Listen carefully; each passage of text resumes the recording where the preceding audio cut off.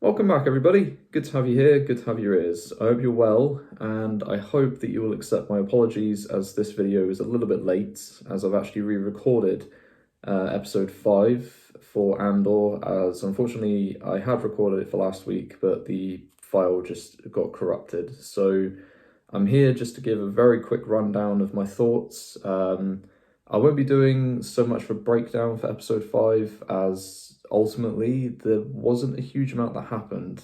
I would honestly go as far to say that this episode felt as close to filler as you could possibly get. And I know that it's progressing certain points, and I understand that they said that Andor would kind of be done in arcs, so like episode 1 to 3 was an arc, and I've just watched episode 6 as of recording this, so episode 4 to 6 is very much an arc in itself. But at least with episode 2, within the first arc, there was a bit of setup, there was a bit of payoff for some of the characters in it, and it didn't feel like such a waste of time. And that might be a harsh criticism to throw onto episode 5, but there was very little that happened, and my notes are very sparse from that episode.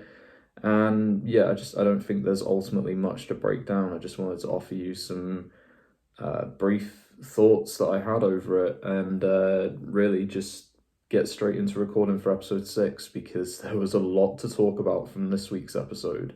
So with episode 5, it just came down to the Imperials were getting ready and set up at the hands of Gorn, Lieutenant Gorn, who obviously is working with our rebels on Aldani.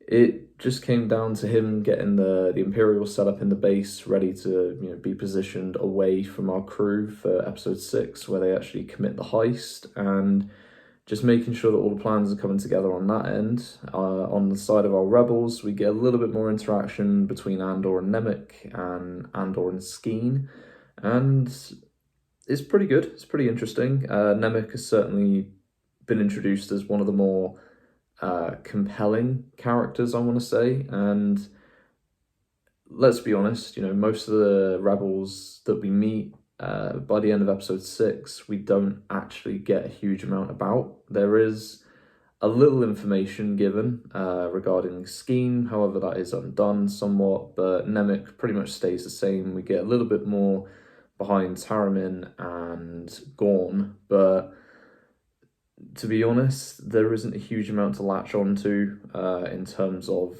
character depth in this episode, and in my opinion, I would say this is probably the weakest so far. I would even go as far to say that episode 5 doesn't really work independently. Like, in some cases with TV shows, you'll find that some episodes, you need the one before it or you need the one after it, to make it feel worth the time for watching. But there are also some cases where the episodes, even if they have a continuation or a setup, it can still work independently. You can still enjoy it as its own thing.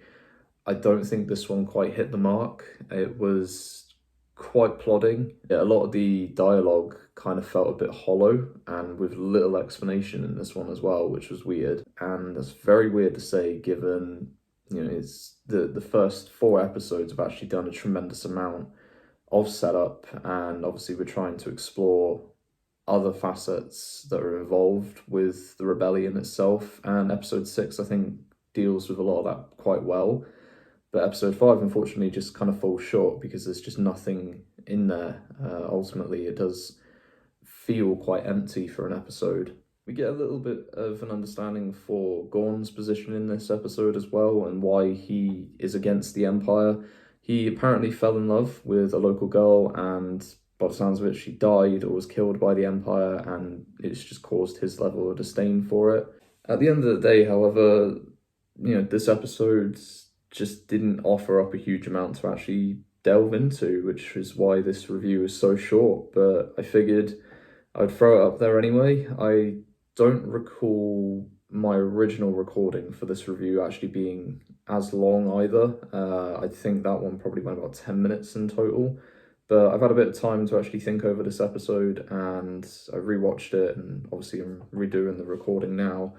And yeah, there was just very little to actually take from this one. There was nothing to really sink your teeth into and have a blast with. It was very much a calmer episode, and in some cases that's cool. Obviously there's a lot of air quotes filler content from The Mandalorian, but at least with that, obviously there's a lot of action and set pieces that really distinguish each episode quite comfortably. Whereas with this one, it didn't feel really any different to the last episode, which is a shame to say because the first 4 episodes of Andor were really strong, and I can understand why no one is really talking about episode 5, because looking back, nothing happened. So, there was some really good visuals, an interesting approach to direction, and the script itself still stands as rather mature and doesn't, deviate from that setup that we had in episode 1, where it is intelligent, it's gritty, it's trying, to set itself aside from a lot of other things from the Star Wars universe. That's going to do it for this week's episode, though, everybody. Apologies for it being a short one, but as I mentioned, there was very little to discuss in this one. But I appreciate you clicking on nonetheless. I hope you enjoyed it, and please keep an eye out for episode 6, as I will be uploading that not long after this, hopefully. Until then, though, please like the video, leave a comment down below. How do you feel about this episode in retrospect?